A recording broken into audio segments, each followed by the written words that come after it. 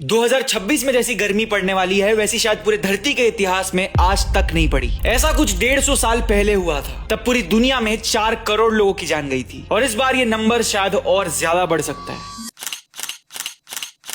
पिछले कुछ दिनों से आपको पूरे इंटरनेट पर इसी प्रकार की फियर मॉन्गरिंग होते हुए दिख रही होगी। ऑडियंस को डरा के व्यूज काफी अच्छे आते हैं, ये बात क्रिएटर्स को पता है, बट आपके लिए ये समझना जरूरी है कि असली प्रॉब्लम है क्या, ताकि आप इस भीषण गर्मी में सिर्फ रेज बेट ना करते रहो, थोड़ी रीजनिंग भी रखो। एंड इसके लिए सबसे पहले आपको समझना होगा कि व्हाट इज एल नीनो। अब लोग कह रहे हैं कि ये 150 साल बाद आ रहा है, पर ऐसा नहीं है। एल नीनो 2015-16 में भी आया था एंड इसके पहले भी कई बार आया है, पर ये एक जेन्युइनली खराब सिचुएशन होती है एंड इसे कॉज करता है सबसे बड़ा महासागर पैसिफिक।